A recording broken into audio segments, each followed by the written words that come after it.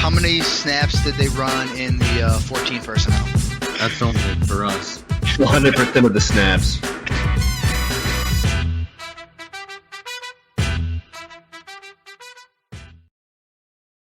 What's going on, everybody? Welcome back into 14P Fantasy. I am your host, Justin Wright. Today, we are talking a third-year breakout candidate. We are talking Michael Pittman and what to expect now that he has Matt Ryan at quarterback.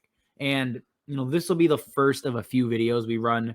We'll go through these high-profile third-year wide receivers and deem, are they set to join that list of growing third-year breakouts? The Chris Godwin, Calvin Ridley, Deontay Johnsons, 3 straight years, 3 straight monster seasons. Is anybody in this class gonna, live up to that hype? So you're looking at guys like Pittman, Jerry Jeudy, Chase Claypool, Brandon Ayuk, T. Higgins. If you want to throw in CeeDee Lamb, really CeeDee Lamb and T. Higgins have already broken out as far as I'm concerned, but we'll put him on the list. Obviously, Justin Jefferson's a superstar, so we're not going to do a video on him. But these other guys, there's questions, and there's dynasty value to be had, and maybe, maybe it goes sideways and they lose more value. So we'll get into all these guys, but today we're talking Michael Pittman. Before we get into that, as always, check out the Patreon page. The link is in the bio, guys. Over there, you'll get dynasty ranks that's tiered rookie rankings, access to our weekly RB volatility ratings. What else we got going? When we get into redraft, you'll have redraft rankings and preseason rankings and all this other mess of stuff. So check out the Patreon page. We'll also break down one of your dynasty teams, 10 to 15 minutes. Me and Marco talking trades, telling you, is your team actually good? Should you go and compete, or is it time to rebuild? We will answer all those questions for you. 10 to 15 minute video. Check out the Patreon page. Last thing, if you like the video, obviously, like it, subscribe, drop questions, comments, all that good stuff, guys. And then, as always, check us out on Twitter as well. All right, let's just kind of jump in. It's Michael Pittman. So let's just kind of break down his first two years in the league, and then we'll get into year 3. Year 1, he's with Phillip Rivers.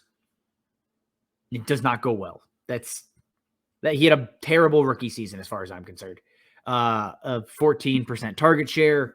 He comes in, 7.6 points a game, wide receiver finish of 79. It just wasn't what you expected or hoped, especially given he really didn't have a whole lot of competition. I mean, the same thing's true in year 2, but he just didn't produce in year 1. I mean, the target accuracy did not help. Phillip Rivers at that point in his career was just kind of throwing ducks and taking a paycheck. That's what Rivers was doing. He came in, 71st in target accuracy among wide receivers. So it was just ugly. It was an all-around bad situation. Heading into year 2, there's obviously reason for optimism. They go out and add Carson Wentz, who admittedly sucks, but it's probably better than Rivers was at that point in his career. So now you're looking at it, and year 2, we see the start of a breakout, and then he fades. He finishes with a 25.7% target share. He's seeing 14 points a game, so he almost doubles that. He finishes as wide receiver 17. However, he's wide receiver 26 in points per game, and that's important. And I think the reason he hasn't truly broken out as far as fantasy goes, because he just happened to play more games than other guys around him. That's really what his finish tells us. The points per game is what matters. Now, we go into year 3. Oh, and also, last note, Carson Wentz led Michael Pittman to a whopping 61st in target accuracy. So it was just ugly. He got peppered with targets, but those targets were just not good. I mean, and we know that. And we'll talk exactly how bad were they. So let's look at it now. We have Matt Ryan, then we have Carson Wentz. Carson Wentz last season. And keep in mind, people are saying Matt Ryan is washed up. His best days are behind him. That's probably true, but that he doesn't have it anymore. That's not what the numbers tell you. So when you look at Carson Wentz, in target accuracy last season, this is all from Player Profiler, target accuracy, he finished 31st among ranking quarterbacks. Matt Ryan finished 8th. True completion percentage, so you're getting rid of drops, pressured throwaways, not real passes, basically. Carson Wentz was 29th. Matt Ryan was 11th. Under pressure, Carson Wentz had the 28th highest completion percentage. Matt Ryan had the 4th. Matt Ryan had the 3rd best deep ball completion percentage. Carson Wentz did finish 6th, so that is great job, Carson Wentz. But for Pittman, that doesn't really change his value because he doesn't get a lot of deep shots. That's not his game. So, it's important to know, but it's not a huge factor on play action. And this one, this says a lot. So the Colts ran the 3rd most amount of play action in the NFL. Falcons were near the bottom of the NFL because, they didn't have a run game. Colts had the best run game, second best run game behind the Titans in the NFL. And you're probably thinking, okay, that should lead to fantasy success in play action. You should be accurate because teams are going to bite. You're going to have windows. Carson Wentz was 30th in play action completion percentage. Matt Ryan was 11th.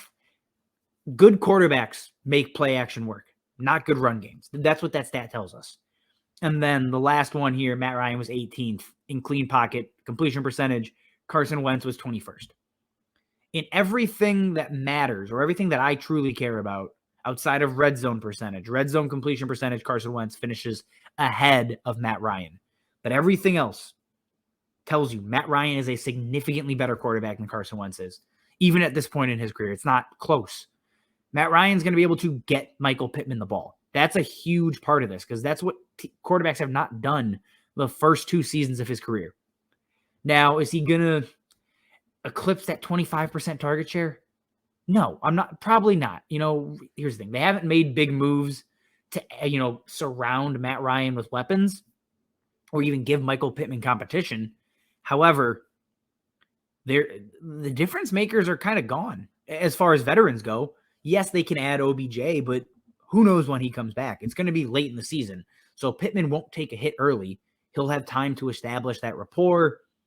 It's going to be a long road back for OBJ. And he's really the only guy out there that I see that is a true, competitor to Michael Pittman in this offense. Realistically, you're probably seeing the Colts bring in a year 2 or a round 2 wide receiver. And if that's the case, I'm going to take Michael Pittman to repeat, with a higher than a 22% target share.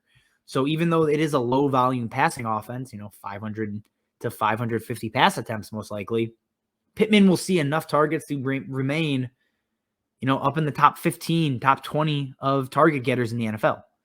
If he's doing that, I like his chances to break out. The volume needs to be there, but right now I don't see any way it isn't. And he has a monumental upgrade at quarterback. Michael Pittman, for me, in 2022 is going to be a top 20 wide receiver, and he's going to carry wide receiver 1 upside. The volume is what may keep him out of the top 12, and that's fine because you're not going to have to draft him that high. And in Dynasty right now, I am more than okay giving up, a mid-first, a late first for Michael Pittman. I'm not even thinking about that trade. Earlier this offseason, before the Matt Ryan trade, I traded Rashad Bateman in a second for Michael Pittman. I'm still happy with that deal. I have no issues. So Michael Pittman, guys, is just, he's set up to break out. I think he has a good chance to not be as impressive as, Godwin, Ridley, Deontay. He has a good chance to produce fantastic fantasy numbers for 2022. All right. Graphics gone. End of the Michael Pittman talk. If you got other players you want to talk to, you want us to make videos about for breakout videos or whatever it may be, drop them in the comments, guys. We will, work on those videos for you. It's a long off season. We got plenty of content. As always, guys, thank you for watching, and we will see you next time. How many snaps did they run in the 14 personnel? That's only for us. 100% of the snaps.